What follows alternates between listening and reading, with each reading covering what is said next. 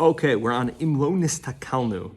Got that? I don't know if the paragraph breaks are the same in every edition, but that's what I have. Okay. Yeah, you got it? Imlo Nistakalnu.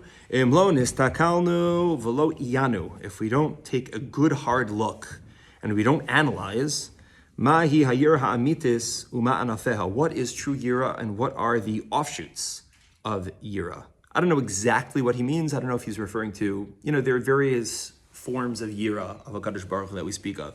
Standing in awe of HaKadosh Baruch Hu as in standing in fear of him, standing in awe as in yiras haromamos, that we just have this awe of Hashem, the magnitude of what it means to stand in the presence of the King. Or if he means that there is yira for HaKadosh Baruch Hu, and then there are also anafeha, there are offshoots of how we express that yira in other capacities, having proper yira for Talmidei Chachamim, having proper yira for Beis HaKnesses or Beis Medrash, the spaces that are hallowed with his presence and that are dedicated to serving him. Whatever it is, these are things he's been beating this drum for since the beginning of the Sefer, that if we don't stop and we don't pause, they don't come naturally. They don't come naturally, and we have to give them thought and we have to give them consideration. How are we supposed to acquire such a yira? And that term may be precise, meaning it is possible that you can stumble upon yira. It's possible that you can stumble into some of these midos and into some of these feelings, some of these emotions. It's possible that you can arrive at them for a brief moment, for a brief visit. But what we're talking about is a kinyan. How are you supposed to acquire it? How are you supposed to really inculcate it, really make it part of you? If you don't spend time, he says, nistakalnu and iyanu, to really give a good hard look and to give it consideration, to give it analysis, to scrutinize what this midah is about, to scrutinize what this area of our avodah is supposed to really be. If we don't give it due thought, it's never going to become a part of us. Ve'ech is such a great line. Ve'ech nimaleit min hahevel ha'olami. How are we supposed to escape from the vanity, the emptiness of this world? Hamishakeach osa milibenu. That is so common in that will bring us to forget yira from our hearts. Min hahevel ha'olami. It's such a great line. Eich nimaleit min hahevel ha'olami, hamishakech osam libenu. It is not only the hevel that exists within us, but we have to appreciate that we're surrounded. There is a hevel out in the world. There's an emptiness, there's a vanity that just exists in the world. This was in the Ramchal's time. This was before multi-billion-dollar a year industries that were dedicated to nothing but entertainment.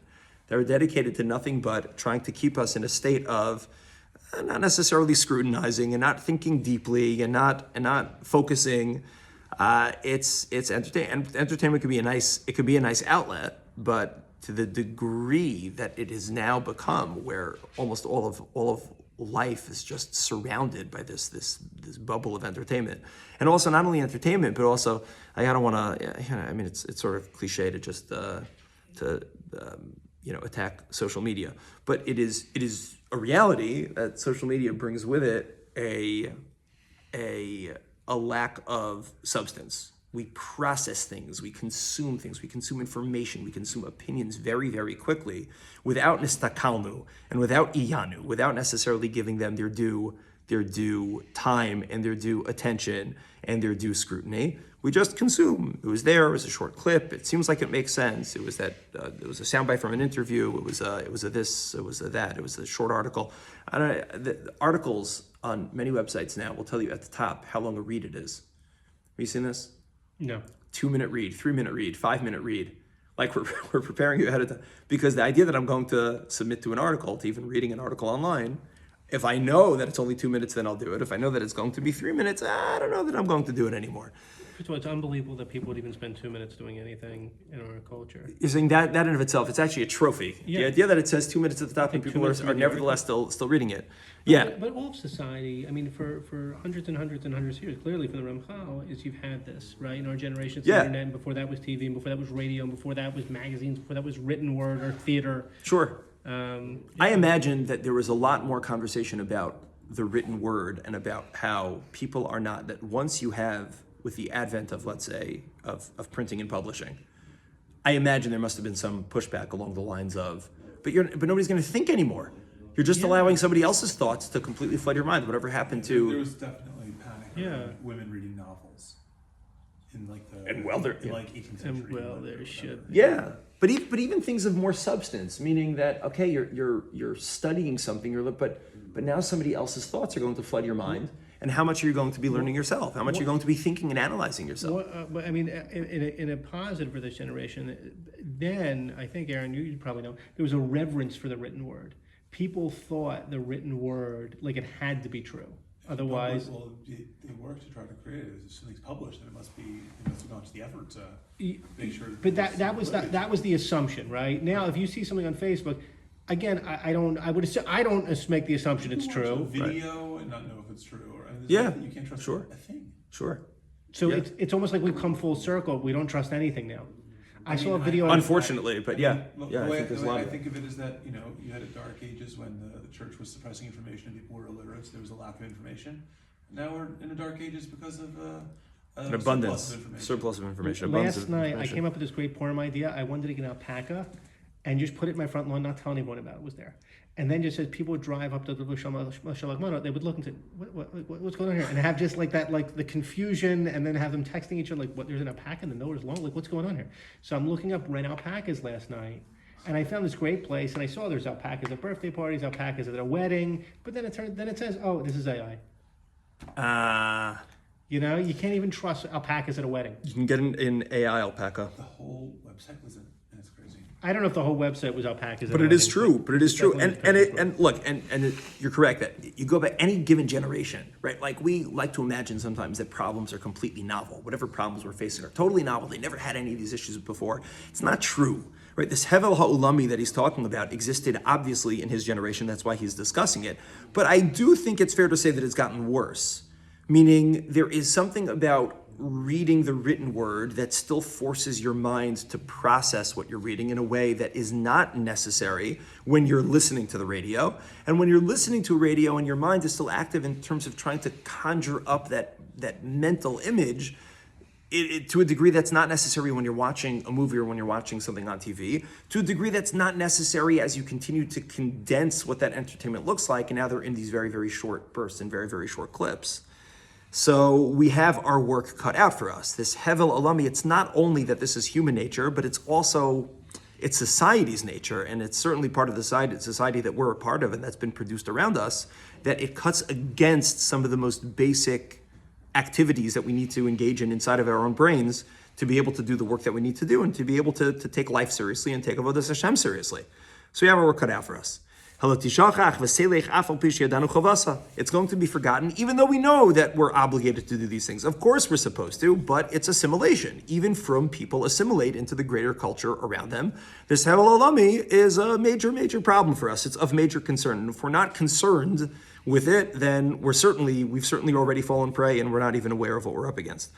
So he was talking about Yira, but he says it's true not only of Yira, it's true of Ahava. There are all these different facets of what our avodah is supposed to look like that demand thought, that demand analysis, that demand consideration, meditation. We have to think about these things. What does it mean to serve HaKadosh Baruch Hu out of Ahava? He's going to guide us through this in the Sefer, but we have to think about these things. Ahava kamochen. If we don't work to implant it in our heart, if we don't utilize every single resource that we have to bring us to a state of Ava, it's not going to happen. And if instead we just opt for the default setting is Havel Ha'olami. It is the world at large. It is a lack of serious thought. It's a lack of consideration, and it's pure entertainment. How is it that we'll ever find this a component of our religious portfolio? Where is the devekas going to come from? Where is this hislahatus, a burning desire and a longing for HaKadosh Baruch Hu, and a cleaving to HaKadosh Baruch Hu, and to his Torah? Where's that going to come from? Imlo nish'eh el gedulaso, if we don't turn to the godless of Hashem, ve'el ramamuso, his supremacy, his loftiness, that is going to provide us with that sort of devekos. If we don't spend time thinking about HaKadosh Baruch Hu, thinking about all that he does for us, thinking about the wondery of the world that he's created around us, if we don't spend time thinking about these things, it ain't going to happen. This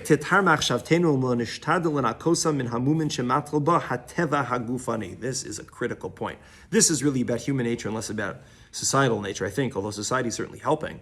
How could we possibly purify our minds if we don't work to clean ourselves of those mumin, of those inherent flaws that are just part of our teva hagufani, that are part of our natural inclination, part of the nature of the human experience? It is a reality that our minds tend to wander towards things that are unhelpful, that are dark, that are inappropriate, that are immoral. That is a reality. That's just the case. If we don't own it, if we don't recognize it, if we don't believe in it, if we don't spend time at least recognizing that that problem exists, and there's no shame in it. There's no shame in that reality because it's just part of teva gufani. It's just part of who we are. But if we're not even aware of it, it's not true, it's fine, I'm a holy Jew, and I have a neshama, and of course I only think, the purest of thoughts. If we don't even recognize that that's a reality, then there's no way to correct it either. It's impossible to be able to begin to purify ourselves. These things need work. We're up against certain social realities of hevel olami. We're up against the social reality of the world at large leans towards entertainment and time wasting and superficiality rather than serious thought.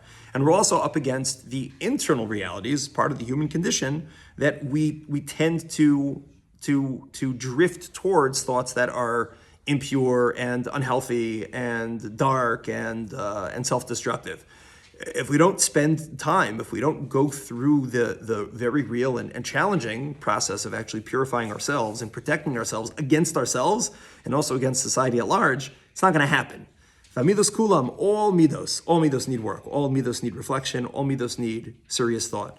Hatzrichos kamochin tikun v'hayashara, they need to be corrected. We're not born with perfect midos. We're not born with ideal personalities. We're not born with ideal character. Those things need to be worked on. We need to work on our patience. We need to work on our kas or lack thereof. We need to work on our ahava. We need to work on our generosity. All these things. And also give them a whole lot of thought, unless we're really precise, unless we become very self-aware, unless we're engaging in a process that makes us more self-aware. It's going to be absolutely impossible in order to become the people that we desperately need to be. All right, let's hold it there. Shkoyach.